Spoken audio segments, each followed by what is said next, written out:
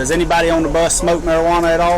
If there is anything in y'all's luggage, we're probably going to find it. Hello and welcome back.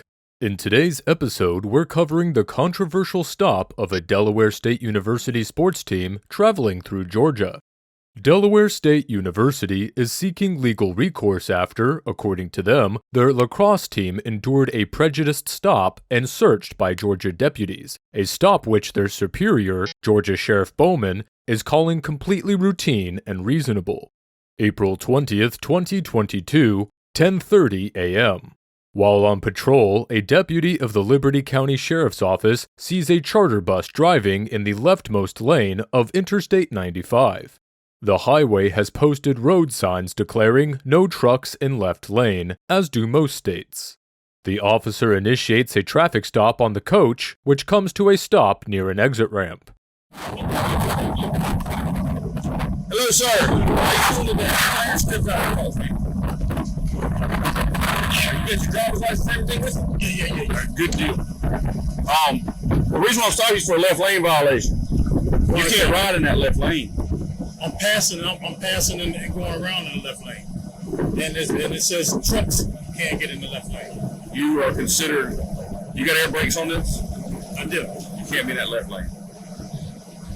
Even though it specifically say trucks? Anything bigger than 6 wheels. Okay? 100% you can't be in that left lane at all, okay? Okay. You got 2 other lanes that you can go back and forth through. Right. That lane you cannot be in. The officer is incorrect here. Georgia Code 40-6-52 specifically defines a truck as, quote, any vehicle equipped with more than 6 wheels except buses and motor coaches. The law goes on to state that it is unlawful for any truck to operate in any lanes other than the 2 most right-hand lanes on highways with 3 or more lanes. The vehicle the driver is operating is clearly a motor coach, and as such, is allowed to be in the leftmost lane. Where are you guys headed? Delaware. Headed to Delaware from Jacksonville. From Jacksonville, which is like a day trip or something? It was an overnighter. An overnighter? There's a team on the bus. Oh, like a football team? Lacrosse. Women's lacrosse. Women's lacrosse team? I got you. Now, how many passengers do you have on the bus? I'm going to say 29, 30 plus me. 29 or 30 plus you? Okay. Give me just a second to walk over here and tell them what's going on, okay? If you would relax right here, okay? Yeah, no problem. Ladies, how are y'all doing? Yeah. We won't have you guys but just a few minutes, okay?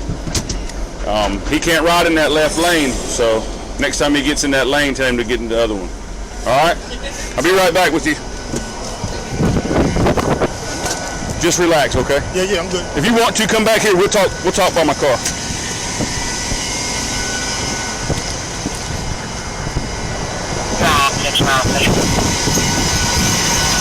Go ahead, run it.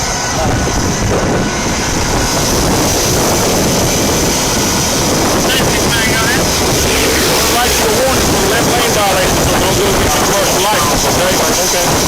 We are out here on this interstate. This is what we do. We stop buses, we stop trucks, we stop anything big moving. Okay, give me just a few minutes. I'm gonna get the paperwork done. I'm gonna have you understand, okay? If you would come stand right here in front of my vehicle, or you can stand at the passenger window and we'll talk, okay? Okay. If you want him to, yeah. On board the bus is the women's lacrosse team for Delaware State University, a historically black college. Their coach, Pamela Jenkins, is also on board the bus, and though she won't be involved in this encounter, she'll play an important part in what comes after.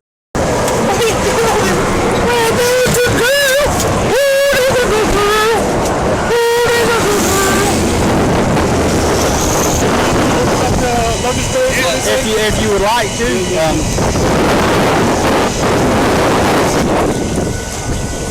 I think scared.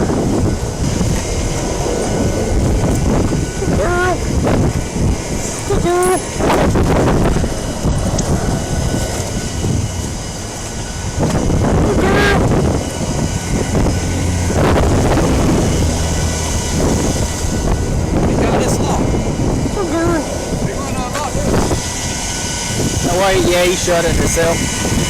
Which is the responsible thing to do when there is a group of young adult women in your care?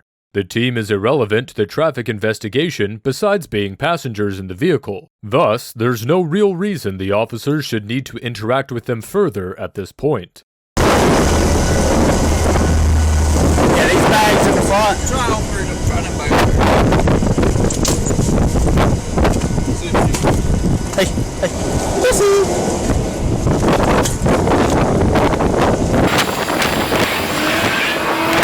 Hey, easy.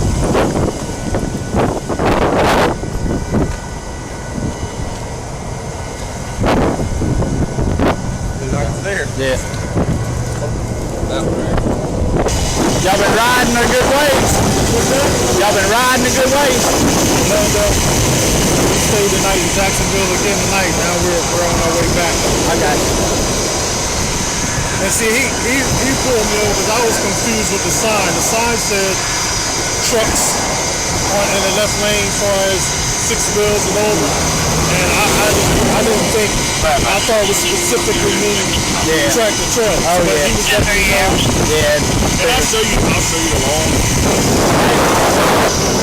And what it does, I tell you, a lot of people drive up and down this interstate, and big vehicles, these bigger vehicles right here, that fast lane clogs up.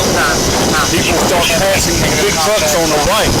So it's illegal to pass on the right. You do that. Okay. So people start breaking the law, passing these vehicles. We have a lot of crashes. They did a study a long time ago. That's why they made that law. Okay. Anything with 6 wheels, commercial vehicles, anything like that, you stay out that left lane. It's just something for you to know. It's all over. It's all, I mean, I'll show you that all. And we watch them pretty heavy. Yeah, we watch them pretty heavy. It would be interesting to know exactly what law the officer plans on showing the driver, since the aforementioned Georgia statute concerning left lane travel clearly states that buses and motor coaches do not apply to the left lane rule. This affirms why the road signs specify only trucks. According to Georgia law, not the officer's interpretation of the law, they are currently performing a stop on a vehicle that didn't break the law. Well, she can go in there and explain everything to me too well. Y'all find out whose bag that was? Or? No. Well, we ain't found nothing in it. I would just explain things.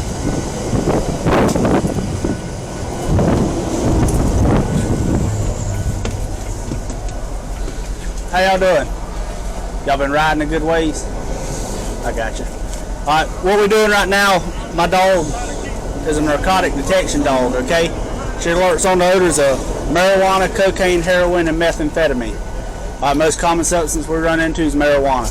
I ain't gonna say everybody smokes it, but a good deal of people smoke marijuana. Does anybody on the bus smoke marijuana at all? Or been around anybody that smokes marijuana a lot or anything like that? Do what now? But that's all we're doing right now is checking out your bags, make sure ain't nothing in there ain't supposed to be, okay?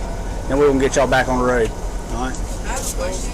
What you got? How do we go from being in the wrong lane to checking for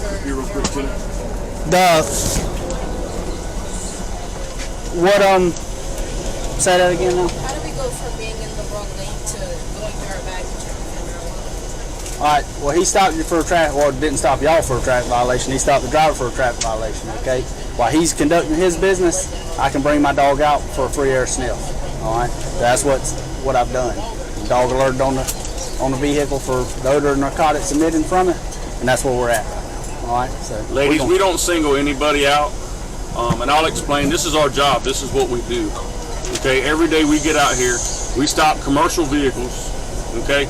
Believe it or not, the majority of the drugs and large amounts of money, trafficking children, trafficking anything up and down these interstates, that's what we look for, okay? And today we're not saying that you guys, that it's even happening here, but however, this is how we start an investigation, okay? Most of the time it turns out to be nothing. But there are times where we end up finding some children that are missing from their family. We find large amounts of money that nobody knows anything about. Okay? or large amounts of cocaine, marijuana, heroin, methamphetamines, anything like that, okay? So that's what we're trying to do. We're trying to stop that. All right. I will tell you guys the reason why I'm coming on the bus right now is to tell y'all, look, we're gonna check y'all's luggage. Okay? If there is anything in y'all's luggage, we're probably gonna find it. Okay? I'm not looking for a little bit of marijuana, but I'm pretty sure you guys as chaperones probably gonna be disappointed in you if we find any. You guys are on a lacrosse team, correct? So if there is something in there that is questionable, please tell me now. Because if we find it, guess what? We're not going to be able to help you. Okay? You go out in the state of Georgia, marijuana is still illegal in the state of Georgia.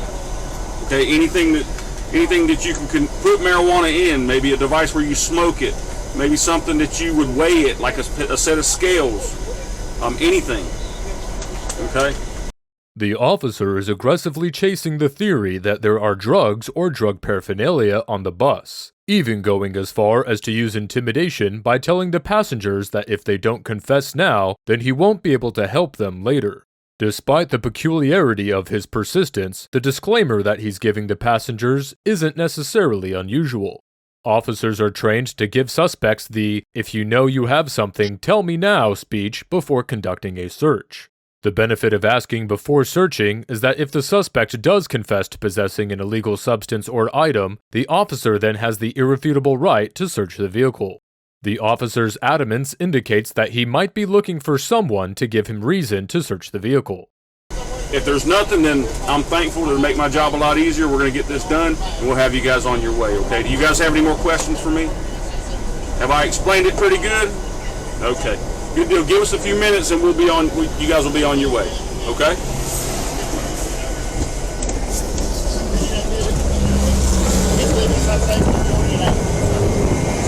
Where's the dog alert at? On that bag right on that bag. Yeah, or alert in this area where that bag got pulled out of. According to the officers, the canine has alerted the scent of drugs somewhere inside the cargo hold. Admittedly, the untrained eye wouldn't be able to tell since police canines are trained to use what's called passive alerting, or alerting to drugs in a way that doesn't raise suspicion or alarm the suspect. This signal can be something as simple and quick as lifting a paw or sitting down next to the location of the drugs. This weekend at hotel.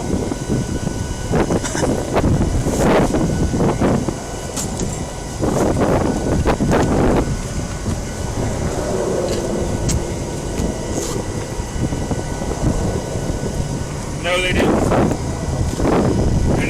They didn't even comment on anything. What, did I tell you that? Yeah. They did say that. Yeah, they said, the elevator at their hotel, somebody has been hotboxing. Let's quickly discuss the rates of false positive detection that occur in police dogs. The use of police dogs has been a much debated topic solely because of their high rates of inaccuracy. Statistics gathered from multiple studies over the course of the recent decade show that the average dog-sniffing canine has an error rate of over 50%. This gives a suspect about the same odds of being indicted for drugs as a coin toss, even if they don't have any.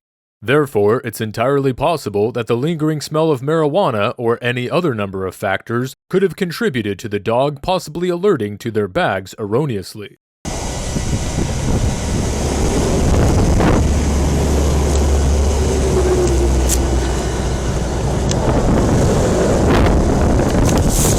What is that stuff on there?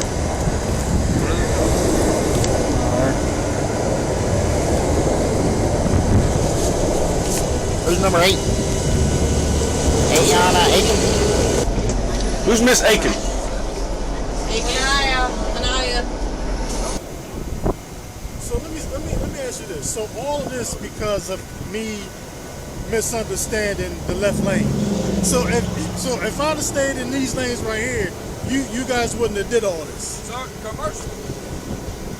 So I'll break it down from the beginning. So you got to have proper cause to pull over a car, or We do. articulate reasonable suspicious. So obviously, you want to stay away from articulate reasonable suspicious because it's just a very gray area. So you got to have proper cause to pull over a vehicle. So that's what we do on the interstate. We look for vehicles in violation, pull them over, And then he's gonna run his dog on the vehicle just to make sure there's no illegal narcotics in the vehicle. Okay. So we had proper cause to pull you over while he's writing a citation or writing a corner, whatever, you know. What the driver seems to be trying to understand, and what the officers aren't really explaining, is exactly what makes it legal to conduct a drug search based off a traffic violation, which is a good question. The fact that law enforcement do have the right to perform canine sniffs on vehicles that they pull over for traffic violations can be attributed to the 2005 Supreme Court case, Illinois versus Caballes. The court found the use of drug-sniffing dogs not to be an infringement on the suspect's Fourth Amendment right against illegal search and seizure. This was based on a few ideas. 1. The substance that was being detected was something that no one is supposed to possess anyway. 2. Drug sniffs are not invasive. Therefore, they do not constitute a search in the traditional sense. And 3. That a signal from a police canine is sufficient probable cause to search a vehicle. The latter point is the one that's most commonly challenged, as probable cause based on something so manipulable and inconsistent can easily be abused.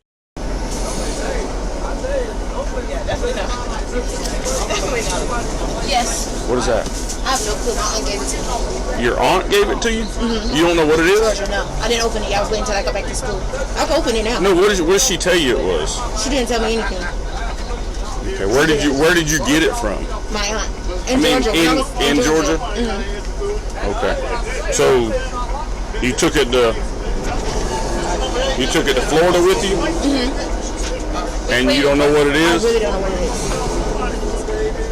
You know, see, that seems kind of, like what's going on. Mm-hmm. We're going to open it. Okay.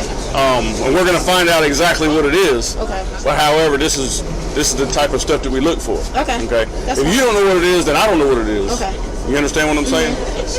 I hope it's nothing that you're not supposed to have. That's what I'm saying. Okay. Okay. Mm-hmm. All right. Give me just a minute. Okay. And you said in Georgia? Yes. The nature of this interaction is oddly accusatory. It remains to be seen how the passenger's explanation is suspicious or hard to fathom.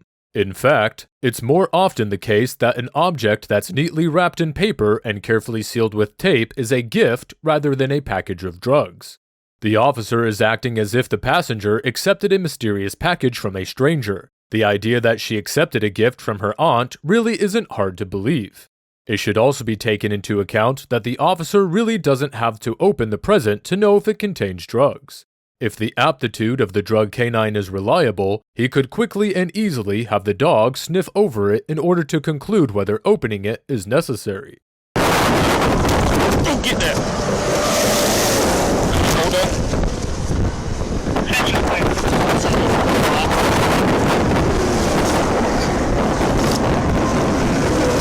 It's a book safe. Yeah, Mark. No.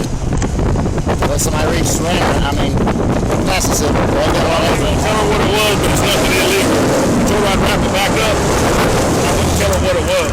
It was a present that her aunt gave her. But I told her we had to open it.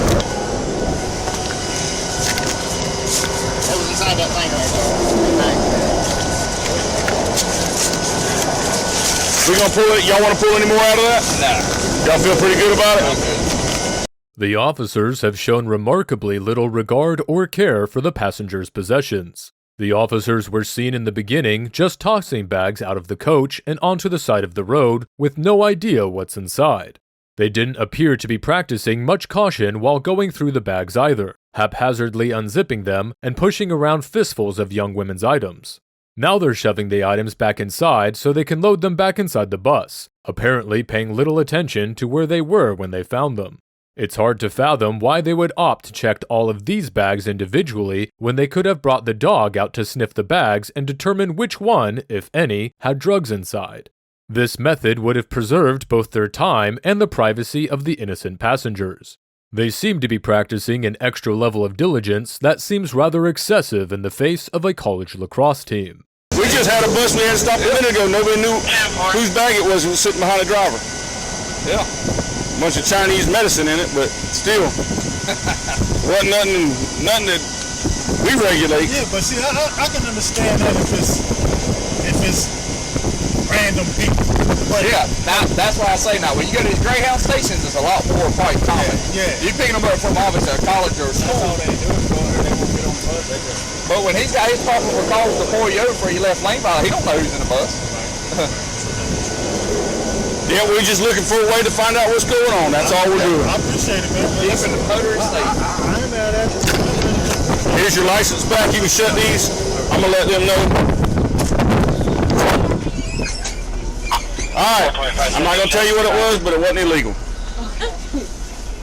All right, ladies. Thank you. We're gonna get out of here. You guys enjoy the rest of your trip. The driver and his passengers were allowed to go about their way, without a traffic citation for the left lane violation. Once the students returned to school, one of the lacrosse players would go on to recount the incident, which was described by Coach Jenkins as very traumatic and published it in the Hornet newspaper, the Delaware State University newspaper. Word of the incident spread quickly through the campus, the state, then the country, igniting outrage over the racial implications of the stop. Primarily, the officer's assumption that the bus full of mostly black students from a historically black college was very likely to have marijuana on it. Coach Jenkins would play a big part in speaking about the incident. The infuriating thing was the assumption of guilt on their behalf, said Jenkins. That was what made me so upset because I trust my girls, said Jenkins. The president of Delaware State University, as well as Delaware Governor Carney, openly expressed shock and indignation at the events of that day. Sheriff Bowman of Liberty County, a black man himself, stands by the actions of his officers, however, holding that while they could have done things better, his officers didn't and do not exhibit any racial or biased treatment, nor did they infringe on any of the citizens' rights during the stop. A year later, in May of 2023, the Department of Justice announced that it reached an unspecified agreement with the Liberty County Sheriff's Office. The few details shared about this agreement reveal that the department will be required to review its bias-free policing policies, make necessary updates to its policies on traffic enforcement and searches, and develop and implement data collection procedures. But members of the lacrosse team who aren't satisfied with that conclusion have since acquired a lawyer. Last heard, their attorney is currently gathering evidence and information to pursue hard-hitting litigation, and Liberty County has already been advised of pending civil action.